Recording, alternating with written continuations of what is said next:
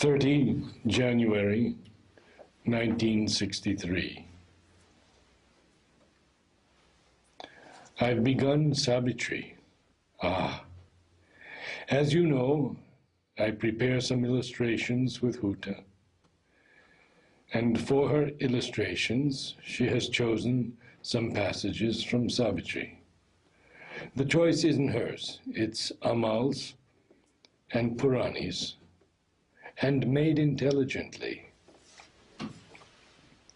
So she gives me these passages one by one, neatly typed, which is easier for my eyes. It's from the Book 1, Canto 4. And then, as I expected, the experience is rather interesting.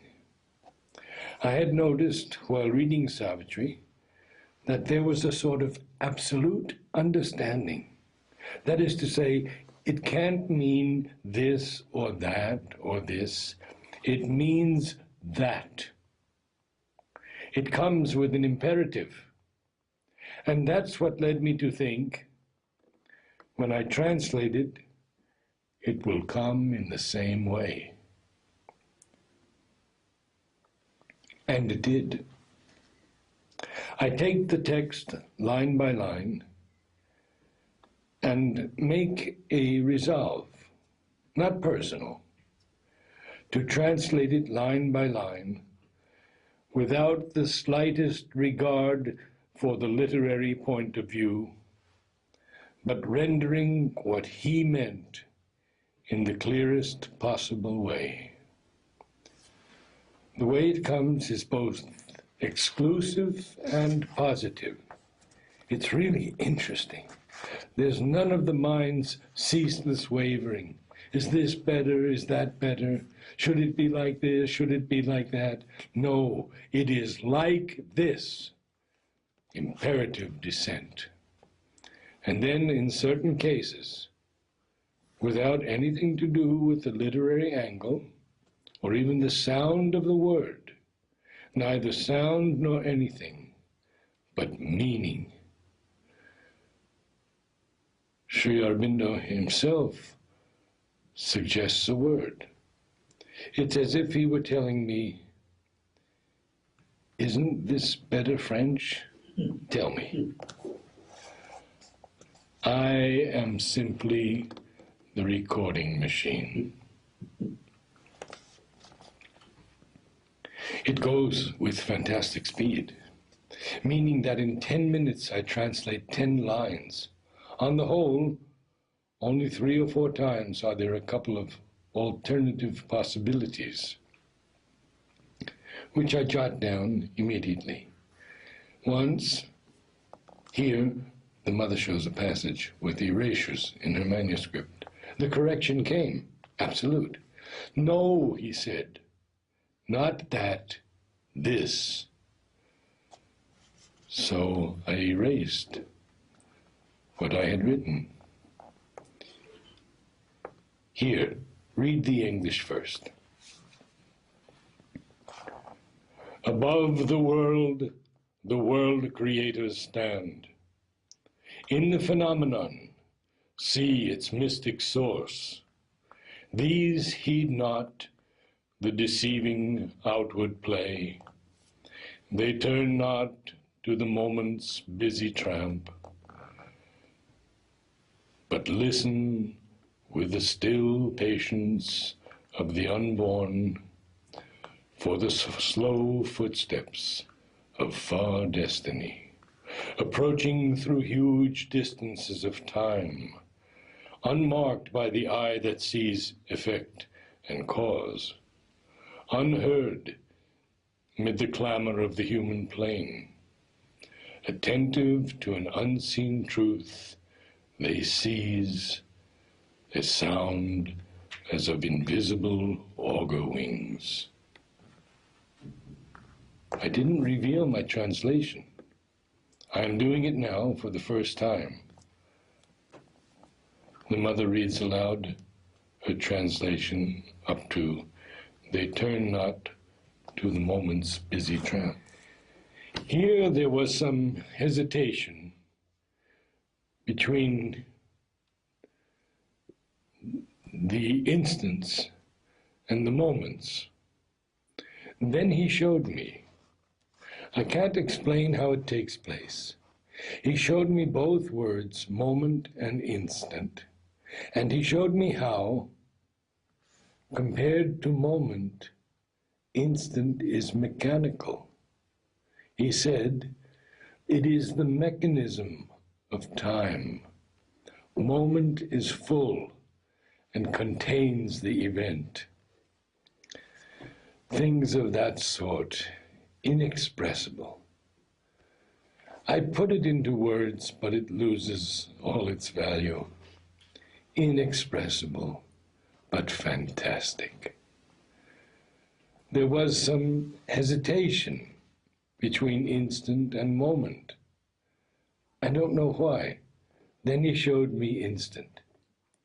Instant was dry, mechanical, empty, whereas moment contained all that takes place at every instant. So I wrote moment. It isn't thought out, it just comes.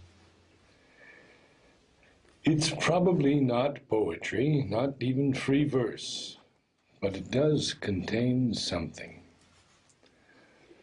So I made a resolve, because it is neither to be published nor to be shown, but it's a marvelous delight. I will simply keep it the way I keep the agenda. I have a feeling that later, perhaps, how can I put it, when people can be less mental in their activity, it will put them in touch with that light of Savitri. You know, immediately I enter something purely white and silent, light and alive, a sort of beatitude. This other passage is what I translated the first time. In matter shall be lit the Spirit's glow. In body and body kindled the sacred birth. Night shall awake to the anthem of the stars. The days become a happy pilgrim march. Our will a force of the Eternal's power, and thought the rays of a spiritual sun. A few shall see what none yet understands. God shall grow up while the wise men talk and sleep. For man shall not know the coming till its hour, and belief shall be naught till the work is done. Here, there were a few more erasures. It will probably go on improving. But what a wonder, this passage. What beauty. The mother reads aloud her translation up to, God shall grow up while the wise men talk and sleep. The mother reads her splendid. The mother reads her translation of the last two lines. Oh, I love this. God shall grow up while the wise men talk and sleep. So I'll continue. I may even keep the manuscript in pencil. The temptation to correct is very bad, because it's the surface understanding that wants to correct literary taste, poetical sense, and all those things that are down there below. You know, it's as if, I don't mean the words themselves, as if the content of the words were projected on a perfectly blank and still screen. The mother points to her forehead, as if the words were projected on it. The trouble is writing. The materialization between the vision and the writing. The force has to drive the hand and the pencil. And there's still a very slight resistance. Otherwise, if I could write automatically, oh, how nice it would be. There may be, I can't say, it's all imagination because I don't know. There may come a few somewhat weird things, but there is an insistence on the need to keep to each line as though it stood all alone in the universe. No mixing up the line order. No, no, no. For when he wrote it, he saw it that way. I knew nothing about that. I didn't even know how he wrote it. He dictated it, I believe, for the most part. But that's what he tells me now. Everything comes to a stop. Everything. And then, oh, how we enjoy ourselves. I enjoy myself. It is more enjoyable than anything. I even told him yesterday. But why write? What's the use? Then he filled me with a sort of delight. Naturally, someone in the ordinary consciousness may say, it's very selfish, but, and then it's like a vision of the future. Not too near, not extremely near, not extremely far either. A future when this sort of white thing, white and still, would spread out, and then, with the help of this work, a larger number of minds may come to understand. But that's secondary. I do the translation simply for the joy of it. That's all. A satisfaction that may be called selfish. But when he is told it's selfish, he replies that there is no one more selfish than the Lord, because all he does is for himself. There. So I will go on. If there are corrections, they can only come through the same process. Because at this point, to correct anyhow would spoil it all. There is also the mixing, for the logical mind, of future and present tenses. But that too is deliberate. It all seems to come in another way. And well, I can't say, I haven't read any French for ages. I have no knowledge of modern literature. To me, everything is in the rhythm of the sound. I don't know what rhythm they use now, nor have I read what Sri Aurobindo wrote in the future poetry.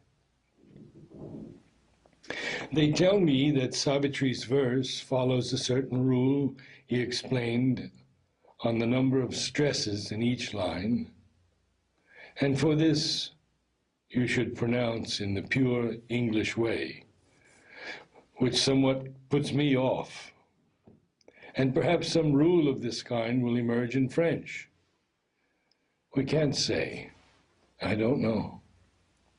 Unless languages grow more fluid, as the body and mind grow more plastic.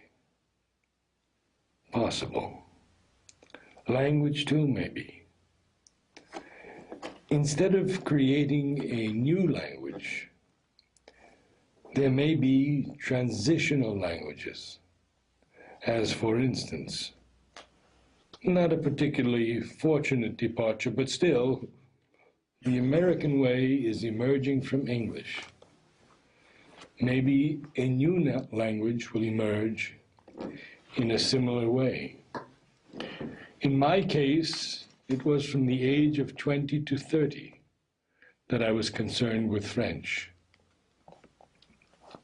Before 20, I was more involved in vision, painting and sound, music.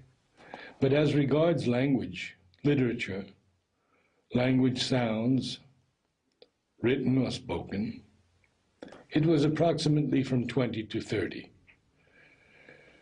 The prayers and meditations were written spontaneously with that rhythm. If I stayed in an ordinary consciousness, I would get the knack of that rhythm. But now, it doesn't work that way. It won't do. Yesterday, after my translation, I was surprised at that sense. A sense of absolute, that's how it is. Then I tried to enter into the literary mind and wondered what would be its various suggestions. And suddenly, I saw somehow, somewhere there, a host of suggestions for every line. Oh, no doubt, I thought, it is an absolute. The words came like that without any room for discussion or anything. To give you an example, when he says the clamor of the human plane, clamor exists in French. It's a very nice word. He didn't want it. He said no, without any discussion. It wasn't an answer to a discussion. He just said, not clamor, vacarme. The mother's translation is le vacarme du plan humain. It isn't as though he was weighing one word against another. It wasn't a matter of words, but the thought of the word, the sense of the word. No, not clamor, it's vacarme. Interesting, isn't it? But I would like us to revise the translation in the same way, because I am sure he will be here. He is always here when I translate. Then I will go back into that state while you will do your work, laughing. You will write, and then, unless your vocabulary is very extensive, mine used to be extensive, but now it has become quite limited. We'll need a decent dictionary, but I'm afraid none will have anything to offer. I even find they should be avoided. They're bad. Somewhere they make me angry. It makes a very dark atmosphere. It clouds the atmosphere. Unfortunately, I have lost the habit of French. The words I use to express myself are quite limited, and the right word doesn't come. Something looks up the word store and doesn't find the word. I can sense it as if elusively. I feel there is a word, but all sorts of substitutes come forward that are worthless. Now the sensation is altogether new. It's not the customary movement of words pouring in and so on. You search, and suddenly you catch hold of something. It's no longer that way at all, as though it were the only thing that remained in the world. All the rest, mere noise. 1st February 1963. Last night, we were together for quite a long time in Sri Aurobindo's permanent dwelling place in the subtle physical, what Sri Aurobindo called the true physical. Everything that took place there, far too long and complicated to relate, was organized, so to say, to express concretely the rapidity of the present movement of transformation. And with a smile, Sri Aurobindo told something like this. Do you believe now? It was as if he were evoking the 3 lines from Savitri. God shall grow up while the wise men talk and sleep. For man shall not know the coming till its hour, and belief shall not be till the work is done.